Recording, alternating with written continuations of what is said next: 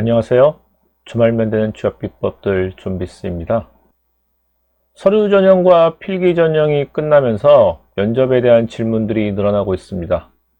오늘은 면접관도 할 수 없는 면접 질문이라는 제목으로 자기소개서와 면접 질문의 관계에 대해서 알아보려고 합니다. 오늘 제가 할 이야기는 저만의 경험입니다. 다른 면접관들은 저와 생각이 다를 수 있습니다. 이 점을 참고해서 들어주시기 바랍니다. 저는 면접에는 답이 없다고 생각합니다. 제가 이렇게 말씀드리는 이유는 면접관으로 자리에 앉을 때 제가 어떤 질문을 할지 알 수 없기 때문에 면접을 준비하시는 분들이 정답을 마련해서 올 수 없다는 의미입니다. 왜 제가 면접에 답이 없다고 말씀드리는지 지금부터 이유를 설명드리겠습니다. 취업 카페나 저에게 해주시는 질문들 중에서 자기소개서가 면접에서 활용되나요? 이와 같은 질문들이 많이 있습니다. 여러분 한번 생각해 보세요. 면접에서 가장 많이 활용될 자료가 무엇일까요? 블라인드 전형에서는 당연히 자기소개서입니다. 공공기관이나 공기업은 자소서를 보고 지원자의 역량을 파악해야 합니다. 물론 공통질문을 위한 질문지도 존재합니다. 그러나 면접관들은 대부분 자기소개서를 바탕으로 지원자의 역량을 파악하려고 합니다. 제가 평소 자기소개서 작성을 강조하는 이유가 자기소개서를 바탕으로 면접관들이 질문하기 때문입니다. 그런데 면접관들은 이 자기소개서를 면접이 시작하기 바로 전에 받습니다. 가장 중요한 자기소개서를 면접 전에 읽어볼 수 없기 때문에 면접관도 지원자에게 어떤 질문을 할지 알 수 없다고 제가 앞에서 말씀드린 것입니다. 저뿐만 아니라 모든 면접관들은 블라인드 전형에서 자기소개서가 중요하다고 생각할 것입니다.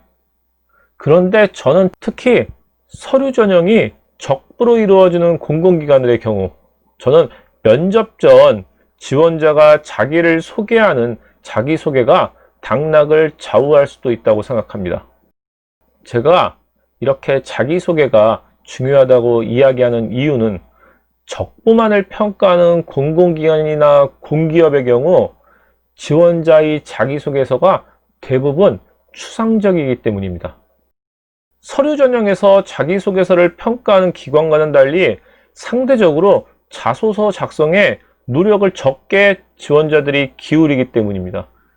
솔직히 서류 전형에서 합격, 불합격을 평가하는 기관보다는 적부를 지원하는 기관의 지원자들은 기울이는 노력과 시간이 덜한 것이 사실이라고 저는 생각합니다. 이렇게 적부만을 판단하는 공공기관에 지원하는 경우 필기 전형을 통과하고 면접 단계에 들어서면 지원자들은 고민을 하기 시작합니다. 자기소개서에 직무 관련 강점이나 본인의 역량이 들어있지 않다는 것을 본인도 느끼기 때문이죠. 자기소개서에서 역량이 나타나지 않았다면 어떻게 본인의 강점을, 본인의 역량을 어필할 수 있을까요? 제가 앞에서 자기소개가 당락을 좌우할 수도 있다고 말씀드린 이유가 자기소개를 통해 강점과 역량을 어필할 수 있기 때문입니다. 자기소개서의 부족한 내용을 어필함으로써 면접관의 질문을 끌어낼 수 있어야 합니다. 물론 시작 전 자기소개의 기회를 주지 않는 경우도 있습니다. 이런 경우에도 면접관은 지원자가 생각하는 본인의 강점이나 역량을 어필할 기회를 질문을 통해 제공하기 때문에 그런 기회에서 자신의 강점과 역량을 어필하시기 바랍니다. 그리고 제가 생각하는 면접의 성공을 가름하는 중요한 것이 전달력입니다. 면접 전 긴장하는 것은 당연합니다. 보통 긴장을 하면 평소보다 말이 빨라집니다. 물론 반대의 경우로 말이 느려지는 분들도 있기는 합니다. 이런 경우 전달력이 떨어질 수 있기 때문에 입을 풀어주는 연습을 면접을 들어가기 전에 해주는 것도 도움이 됩니다. 저도 유튜브 방송 전에는 아이오우의 이런 발음을 계속해서 반복하는데 이 정도로도 발음이 제대로 나오는 효과를 거둘 수 있는 것 같습니다. 물론 아나운서와 같이 전문적으로 연습을 한다면 더 좋겠지만 일반 회사에 지원하는 저희들이 그런 연습을 하는 건 어렵기 때문에 이렇게 단순하게 아이오우에 이 정도만도 계속 연습하면서 입을 풀면서 긴장감을 덜어낼 수 있도록 노력하시기 바랍니다. 그리고 목을 보호할 필요가 있습니다. 실내에서 면접을 진행하기 때문에 차가운 물을 마시는 분들이 많습니다. 목을 보호하기 위해서 따뜻한 물을 마시는 것이 좋습니다. 가수들이 목을 보호하기 위해서 따뜻한 물을 마시는 것처럼 말입니다. 이렇게 따뜻한 물을 마시는 것만으로도 목이 보호돼서 목소리가 좀 더 잘 나올 수 있습니다. 이렇게 사소한 점을 강조하는 이유도 말씀드린 전달력 때문입니다. 우리가 아무리 면접 준비를 잘해도 제대로 면접관에게 내 생각을 말로써 전달하지 못했다면 그 면접은 망친 것입니다. 최소한 발음 그리고 목 때문에 준비한 노력이 물거품으로 만드는 실수는 범하지 않으시기 바랍니다. 이제 오늘 방송을 마칠 순간입니다.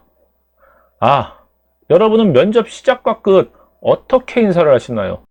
면접의 처음과 끝인 인사 방법에 대해서도 잠깐 설명을 드리겠습니다. 먼저 왼쪽에 나오는 동영상을 한번 보시기 바랍니다.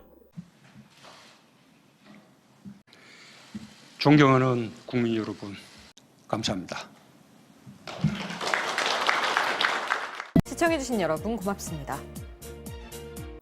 대통령의 인사를 보면 여러분이 자리에 앉기 전 어떻게 인사를 해야 하는지 알 수 있습니다. 자리에 앉기 전 인사를 하고 자리에 앉으면 됩니다. 마지막으로 하는 인사는 감사합니다라는 인사말 후에 고개를 숙여 인사를 하셔야 합니다. 고개를 숙이면서 동시에 인사를 하면 안 된다는 거죠. 인사 시에 여유로운 자세가 필요합니다. 안녕하십니까. 안녕하십니까. 안녕하십니까. 지금 보신 3명의 인사말 중 어느 것이 가장 자연스러우신가요?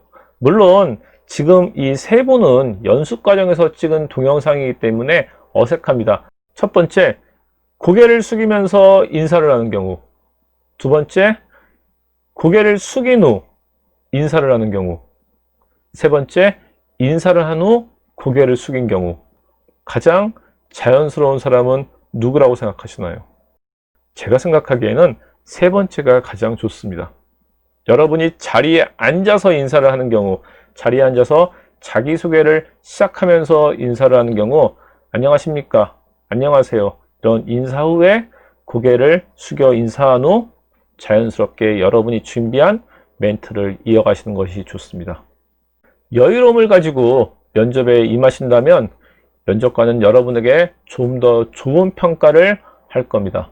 오늘 내용 중 궁금한 점은 저에게 메일 또는 댓글로 질문 주시기 바랍니다. 마지막으로 구독과 좋아요도 부탁드리겠습니다. 지금까지 주말 면도는 취업 비법들 준비스였습니다. 감사합니다.